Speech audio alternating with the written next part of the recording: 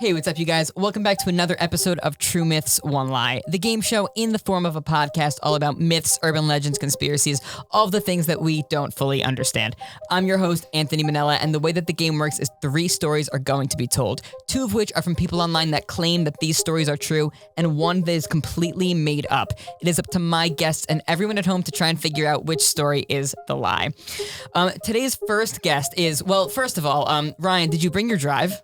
I need an answer. No comment at this time. Well, He forgot that's it? perfect because my intro for you is the person who always forgets his drive, Ryan McCauley. Yeah. I knew I was gonna forget it. I knew you were going to forget it too, so I said this would be the perfect way to ask him on the spot and make it his intro. You know, Which my intro would have totally failed if you remembered it. I should have remembered it. Look what he did bring. Yeah, so, all right. I didn't bring the drive because I was focused on something else. I feel very left out that the episode previous to this one with Austin, Zach, and Tove, they all pulled out Pokemon plushies, and I'm such a hardcore Pokemon fan, and they did it without me. I've brought my Pokemon plushies because I have several, and when Austin brought them, he didn't even give one to Anthony. I brought one for Anthony because I am a good friend.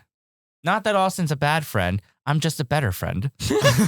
I'll let you choose, a Sobble or a Dragonite. Sobble kind of matches Tove's outfit going on here. I want Dragonite and you'll see why. Okay, so there's Dragonite for you. I've got my my Umbreon here. Today's second guest is the person who has perfect, beautiful membranes, my brother, Christopher Mennella. What? Thank you. Our doctor was like looking in his nose. He's like, beautiful, perfect membranes. Then I asked, And Christopher was like, I don't even know what that means. him to explain it to me. Can you explain it to us? He was like, yeah, I think he was like, if it's moist, if it's not too dry, if it's pink red. That's all I remember. Before we get into today's topic, we are going to take a quick little break. We will be right back. This podcast is sponsored by BetterHelp Online Therapy. Relationships take work. All the time we see people dropping anything to go help someone we care about. We go out of our way to treat other people well, but do we treat ourselves the same way? I always make sure to make time for me to just be me, regardless of how busy I am, because self-care is so important. BetterHelp Online Therapy wants to remind you to take care of your most important relationship, the one that you have with yourself. Whether it's watching your favorite TV show or going to the gym or even trying therapy for the first time, you're the most important person in your life, so give just as much effort to you as you do to others. I personally think that therapy is so important. It can help so much whether you realize it or not. For me, it helps with my anxiety and puts all of my thoughts into perspective, and this is where BetterHelp comes in. BetterHelp is online therapy that offers video, phone, and even live chat sessions with your therapist, so you don't have to see anyone on camera if you don't want to. It's much more affordable than in-person therapy, and you can be matched with a therapist in under 48 hours. Give it a try and see why over 2 million people have used BetterHelp Online Therapy. This podcast is sponsored by BetterHelp, and True Myths One Lie with Culture 35 listeners get 10% off their first month at betterhelp.com/culture35. That's BetterHelp.com/culture35. Thank you to BetterHelp for sponsoring today's episode. And we are back. Okay, guys, are you ready to hear what today's topic is? Oh, yeah. Heck yeah. We're talking all about Wendigos. Oh. Do you guys know anything about Wendigos? I know not of the Wendigo. Okay, they have some similarities to skinwalkers, which I know you guys are both familiar with, so we can start there. They are Native American folklore, just like skinwalkers, and in pop culture, Wendigos are known to be like these evil spirits with antlers, but that's actually not what they really look like. What they really are these thin, tall, bony, very human-like looking creatures. The Taylor Swift album, right? Folklore? That's my least favorite album of hers. Ooh, Sorry. You know what? Oh. That's probably so controversial. It just doesn't do it for me. I love her, but sorry. Anyway. I hope Taylor Swift is not listening to this podcast. She's not. She might be. You don't know. Why don't we just switch the topic to Taylor Swift sightings? Yeah. One time someone said they saw her in a restaurant. True or false? False. Yeah, no one. Taylor Swift doesn't go to restaurants. No. She doesn't eat. I heard she's very strongly anti-restaurant. Anti-restaurant, anti-food. Yeah. She's also anti-folklore. Doesn't she like just consume the sunlight? She's, photosynthesis. Vampire? Yeah. No, not vampire. A Wendigo? All right, anyway, Taylor Swift is a Wendigo confirmed. So basically, Wendigos are known to, in a way similar to skinwalkers, once again, they can mimic other people's voices and mimic animal sounds to lure you in, and they will eat you. Another fun fact is it said that the more that you talk about Wendigos, it actually draws them to you. Can we not do this podcast? So by us doing this episode, we're making them aware of us. And it's also said that if you have a dream about a Wendigo, that means that one of them has already found you, they have your scent, and they are after you. Can I just say, I'm gonna die. Not that I had a dream about a Wendigo, but there's been 2 times in the recent months, literally one of them being several days ago, where I left Anthony's house and encountered a massive deer. What? Yeah. Something's after me. It's got my scent, and I'm gonna stay here so it comes for all of us. I have an animal that's already after me. There's a freaking woodpecker that comes and bangs on my door, Woodpecker. My brother doesn't believe that it's a literally woodpecker a demon, because but he thinks it's a demon, but I'm pretty sure that it's a woodpecker. It literally bangs to wake me up at 7 a.m. every single morning. I have a free alarm clock, but I don't want him. I'm sitting here freaking out about how a Wendigo is gonna come kill me, and Anthony's like, "You think that's bad? I have a woodpecker after me." All I'm saying is that I also have an animal thing after me, but mine won't kill me. Yours will kill you. So if you got any animal things after you, deer's coming for me, woodpecker for him. Come on. No. Anyway, I'm scared of bees. So The bees are. but do you have any sign that they're after you, or you just? Well, he watched the bee movie the other day. I just ate honey today, so maybe they're No. attracted to me. You didn't just eat honey. You literally slurped it out of the bottle. Yeah, can we talk about this? Okay, before the episode started, before the cameras turned on, Tove sits down. I say hi to him, and then he just pulls out a bottle of honey and just pours it right into his mouth, right down his throat. Close the bottle and put it away as if nothing I happened. think I'm allergic to it though, because my mouth got scratchy right after, and then I put the honey away. Was it the first time you had honey? No, we should do the episode. Are you guys ready? Story number 1. Our main character's name is Kenny. Kenny was an avid caver. He would... What? A caver? What is a caver? Someone who would go and explore caves often. No. We've been here. No caves. Caves aren't real. Caves are not real. This is a fake story. Move on. Story 2. Let me finish here. He was an avid caver from West Virginia. Okay? There was one specific We could cave. say he had a big imagination. How about that? Right? You sure he wasn't in a building? Right. He had the wrong name. So, Kenny was an avid caver. He was from West Virginia, and he loved exploring caves. There was one particular cave that he would always bring newcomers and new friends to that he would like to show because it wasn't a challenging cave. It was super accessible, and there wasn't really any wildlife around, with the exception of maybe just a few bats. Now, one day, he brought some friends to this cave. They go inside, and this is a huge, huge cave. There are so many chambers to it. So on this day, Kenny and his friends exploring the cave, and they find something that they don't usually come across. He finds a pentagram with a dead bird in the middle. The pentagram is made out of salt, and it looks like there were some freshly blown out candles laying around it. Now, they kind of just believed, okay, this is probably just some sort of big prank, and they tried to forget about it. Kenny and his friends move on. They get to the next chamber in the cave, and when they're in this chamber, Kenny starts to feel super uneasy, which is really unlike him because this was his favorite cave. This is really, really odd. He's never felt this way in here before, but he just could not shake the feeling like he was being watched. So they're making their way out of the cave, and Kenny notices that one of his friends seems a little bit off. They keep going. They finally get out of the cave, and Kenny's friend tells him, hey, I didn't want to scare anyone, so I didn't say anything while we were in there, but I'm pretty sure that I saw someone in the cave. Someone was following us, and he looked tall and thin and lanky. A couple of days later, Kenny decides that he wants to go back. He wants to explore and see if he can find what was freaking them out. So he goes with another friend, and outside of the cave, they find this couple just sitting there having a little campsite. They go in the cave, and they're going as deep into it as they possibly can. While they're walking around and exploring, they think that they hear noises and other people's voices coming from inside the cave, but they don't see anyone. They exit the cave, and they ask that couple that was sitting outside of the cave, hey, did anyone else come in here? Was there anyone else around? And they said that not a single other person entered the cave.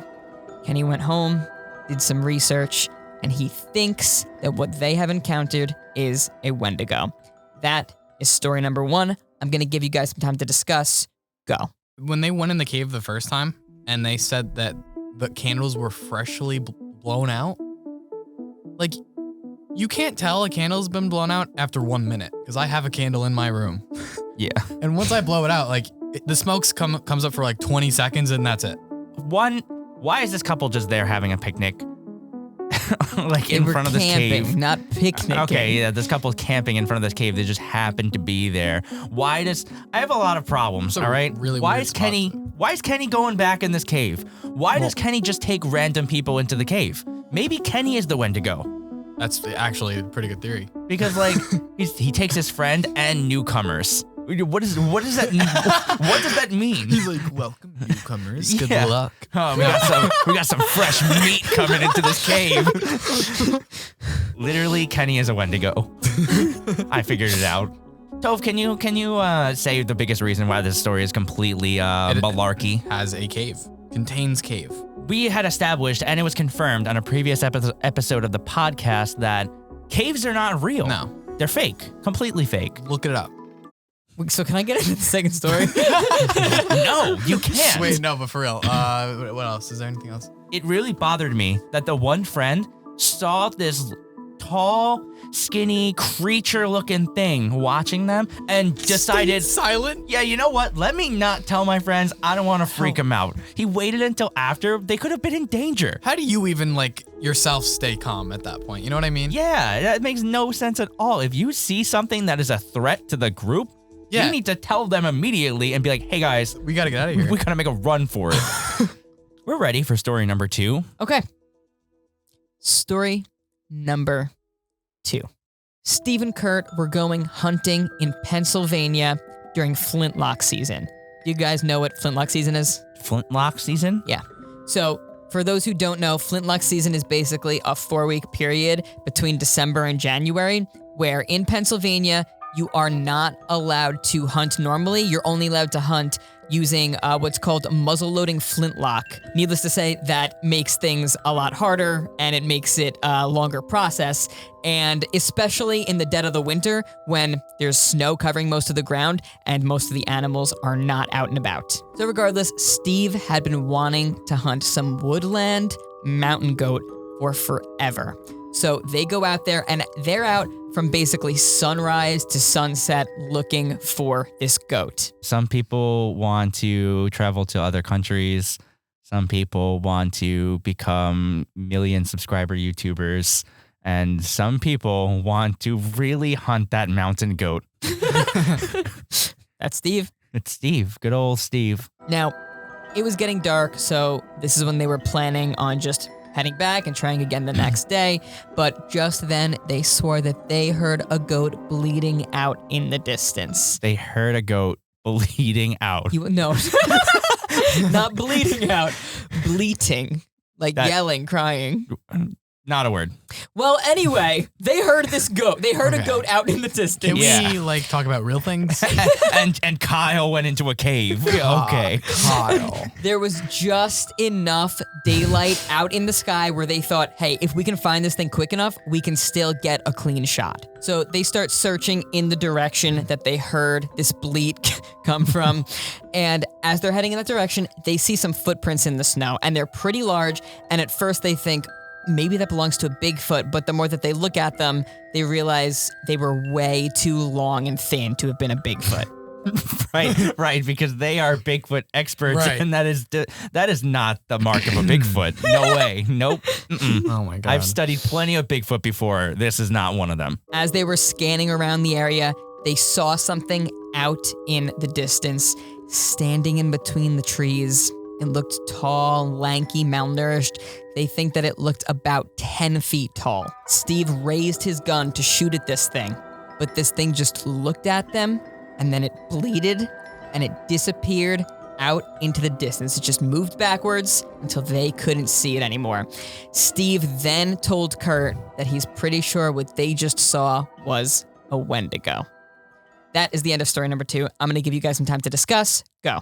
He's pretty sure that this thing is a Wendigo. First of all, who just knows things about a Wendigo, okay? Wendigo is such an obscure thing. I know, yeah. Like, I would never be like, that was totally a Wendigo. Maybe now that I've heard these stories, but truemythsonelie was not a thing when they encountered this Wendigo. So how would they have known what it is? Right, because no one's heard of a Wendigo. This is the first time people are hearing about this. And then he saw the footprint and thought Bigfoot, like. Oh yeah, we gotta his talk about that. First thought was Bigfoot. Of Not like anything. a bear or like a real animal. These are experienced veteran hunters, and their initial thought is, this is totally a Bigfoot footprint. Okay, so you guys are tearing it apart, but you also tore the first one apart. So which one are you leaning towards? I don't know. I feel like maybe I'm leaning more towards this one, but story number 1 was also just stupid. Like, why there just happens to be a pentagram in this cave. Yeah, Come on. Freshly blown out candles. Which I think we forgot to mention seen that. someone blow them out. I think we didn't really talk too much about the pentagram thing, but like, Out of salt. that just sounds like so placed there to just make the story creepy. There was a pentagram. Okay. And what the is it? walls were oozing green slime. Like, what does the pentagram have to do with the Wendigo? I feel like the pentagram didn't even need to be there. That was only put in the story to make it creepier. We've heard enough here. We're gonna jump into our mini game. Now, Ryan, before you yell at me, we're switching it up. It is Guess Who, but you are not focusing on mythical creatures, okay? Ooh. It may be horror related, but you can, there are so many questions you can ask. We're opening up the gates. You really, really need to narrow this one down. Ready? Yeah. Go ahead. So it's not a mythical creature, Ryan. It's not a mythical creature, but it can be anything. It It's can something be scary related. it can be anything. Is it Seth? Well, that's your questions. Should we ask if it's like from a movie or something? All right, Toph. I think that you should take that idea of asking if it's in a movie and maybe go for like media as a whole, like Okay. books, All right. movie, TV shows, podcasts. So yeah, that's our question. Is it in any of those? Any of those things? Yeah. Okay, question number 2. Question number 2. Yeah, we got that. Yeah. Yeah. We have a question. Yeah. All right, so what is it? Give us a couple minutes. Maybe we should ask if it's like a humanoid. Humanoid? Because he said it can Ryan, be. I don't think that's helping us. But he said it can be anything. It can be a chair. It's not gonna be a chair. It's not inanimate. I'll give you that. It's a Okay. thingy. Like it is a live, right? Yes. At least in the context Yes, of what it's still like a creature. Okay. was it created by something or someone? Is that your question? Yes. Yes. Is it Frankenstein? Please don't use that as the question. Unless you got it. I don't know why, but Frankenstein was in my head the whole time. I don't care. Go for Might it. as well. Go for Is it. it Frankenstein? No. Okay, we have 2 questions. We have 2 questions left. I have 100% confidence you guys can get this. With 2 questions left? 100% confidence. With 2 questions left. Yes. Is it something that has been featured in a Cult of 35 video? Yes. Wait just a second. Might have figured it out. Really? Yeah. I think that it's something very recent. Something that is dark and terrifying in a uniquely terrifying way. Are we thinking the same thing? What are you thinking? Freddy Fazbear? I don't think that's what Ryan's Not thinking. what I'm thinking. And I don't think that's what you're thinking I'm either. thinking Bat Seth. Is this person in the newest Cult 35 video with a distorted voice? Yes. Then I think we got I it. think we have our answer. Anthony, the answer we're locking in is Bat Seth. That's Seth. The answer is just Seth. Oh, all but right. yes. It's just Seth? I said that in the beginning! That's insane. I know. What? That is insane. You got it the second. That's why I said you guys could have gotten this with 0 Right. questions. You could have locked it in right away. You said a horror, and that threw me Because off. Seth is horrifying. Like, I'm not gonna think Seth. No, the second that I said horrifying, Ryan I said, said is it Seth? That actually helped. I don't see Seth as in that way. He's not actually horrifying. Obviously, that's the joke part of it. But the fact that joke part That of it threw me off. literally gave the answer to Ryan immediately. Yeah. That's why I said I'm 100% confident you guys could get this. After I because said you Seth. did get it. We could have ended the minigame before it even started. You could have. I like to argue that Seth is a mythical creature. You very much threw us off. Right. Like, we could have had it right in the beginning when I said Seth, and then you said it's not a mythical creature. So then we're like, oh, well, then it can't be Seth. Yeah. I'm sorry if I threw you off in that way. I'm sure the audience was very thrown off, too, because they're also aware that Seth is a mythical creature. 100%. Apparently, Anthony's the only one who doesn't know. Maybe I just don't know that fact. But anyway, that is about it. We're going to get into story number 3. But first, we're going to take a quick little break. We will be right back. This podcast is sponsored by BetterHelp Online Therapy. Relationships, they aren't easy. They take work, and people are always dropping anything to go help someone that they care about. We go out of our way all the time to help others, but do we treat ourselves the same way? I always make sure to allow myself some time for me to just be me because self-care is so important. BetterHelp Online Therapy wants to remind you to take care of your most important relationship, the one that you have with you. Whether it's treating yourself to a nice meal or getting a haircut or even trying therapy for the first time, you're the most important person in your life, so give as much effort to you as you do to others. I think therapy is so important. It can help so much, and for me, it helps with my anxiety and puts all my thoughts into perspective, and that's where BetterHelp comes in. BetterHelp is online therapy that offers video, phone, and even live chat sessions with your therapist, so you don't have to see anyone on camera if you don't want to. It's much more affordable than in-person therapy, and you can be matched with a therapist in under 48 hours. Give it a try and see why over 2 million people have used BetterHelp Online Therapy. This podcast is sponsored by BetterHelp, and truemythsonelie with Culture 35 listeners get 10% off their first month at betterhelp.com/culture35. That's BetterHelp.com/culture35. Thank you again to BetterHelp for sponsoring today's episode. And we are back. Okay. You guys ready to hear the third story? Yep. Yeah. Story number 3. In 2017, Al's parents started getting more strict because he was out super late every single night and he was in high school. So one night, he comes home super late and his parents were so fed up with him, they actually just locked him out. They locked him out. This would happen multiple times, and he would What's just going on? sleep in his truck. However, on this one particular night, when it's negative 17 degrees Fahrenheit outside, he's afraid of freezing, so he thinks, I'm not gonna try and sleep in my truck here. He decided, I'd rather just go for a ride, stay up. So he texted his friend Jay to see if he wanted to come along for the ride with him. So Jay tags along. They go out driving for a little bit. Eventually, they decide to settle at the base of a mountain and park there for the night. They're chatting for a bit, and eventually Al starts to nod off. He awoke to Jay about 20 minutes later, tapping on his shoulder, nudging him, saying, hey, I feel like we're not alone. I feel like we're being watched. So they were kind of feeling uneasy about it. They decided it'd be best to just take the car and move it somewhere else. So that's what they do, and they go park by a little trail. Now, Al once again tries to go to sleep. He's starting to doze off a little bit, but he can't seem to shake that feeling of something watching them. Just then, he looks out the front windshield of the car, and he sees something. This tall, thin, humanoid-like creature about 50 feet away from the car, and it is just prowling through the bushes. This thing is coming closer and closer, and Al's eyes are glued to it. It seems to be hunched over, but It's got an elongated spine. It's got these long, stretched out arms, and its legs are super, super thin. It appears to be doing some sort of army crawl, and it's just moving towards the car. This thing just paused and looked right at them in the moonlight. Just then, it climbed into the back of the truck, and it moves its head down and starts peering at them through the back window, and it smiles. It's got this crooked smile from ear to ear, and it has these sharp, jagged teeth. It had a small little nub for a nose.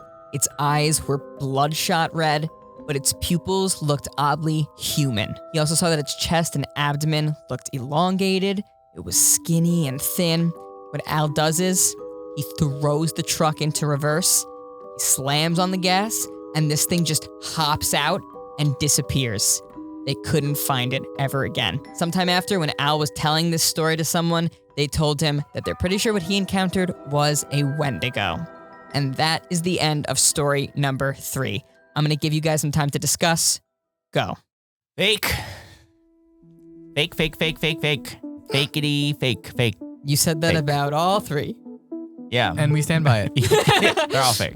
Okay, so you're saying what you're saying is that even beyond the written one, the Right. 2 quote-unquote true ones, you're pretty confident They're are all fake. fake, Yeah. yeah. Okay.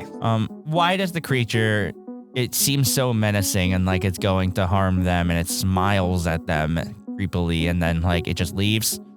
That's it? No struggle. They put the car in reverse. Oh, I reversed the car. I defeated the creature. What a hero. Like, come on. Maybe it got motion sick. And that's also many I would've done the same. details. Yeah, there was a lot of details. Like, too many details. Yeah. You're not gonna remember that if you're in that situation. I see the argument that number 3 is the fake one because it had so many details and the other ones didn't. But I am more on 1 and 2 than I am 3. Like, I don't really think it's 3. The whole parent thing too. Yeah, aside Like, from the whole parent Please thing. don't become a parent if you're gonna treat your kids that way. Okay, you know what? This is not the fake story. That would not be in there. If The whole parent thing, Yeah. it would have just started as like, oh, he was going for a drive late at night with his friend. That whole parent thing is so specific to someone saying that. You know what I mean? Like, that's not the fake story. It's fake. The story is fake. But Okay. that's not the fake one for the podcast, I think, because of that. I think we're ready for Anthony to recap, right? I'm gonna recap all 3, and then I'll give you guys some time to discuss. So, story number 1 was about Kenny and his friends. He would take them into caves. One time they went into the cave, they saw a pentagram made out of salt on the ground, and one of the friends claims that he saw something, but he didn't say anything until they left. Kenny goes back a few days later with another friend, and he hears some voices coming from the cave. Story number 2, Steve and Kurt go hunting during flintlock season in Pennsylvania. They're looking for a goat. They hear something bleeding out in the distance. They see some footprints that look way too long and thin to be anything that they recognize. They look out and they see this weird creature in the trees. They go to shoot at it, but it just disappears off into the distance. Story number 3, Al gets locked out of his house. He decides to go for a ride. His friend comes along for the ride with him. They park at the base of a mountain. They feel like they're being watched, so they move.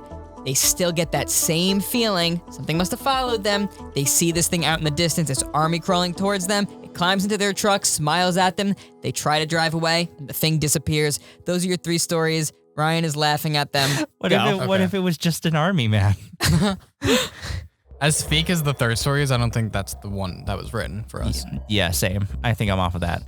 In hearing the recaps, I feel like I'm leaning more towards 1 than 2.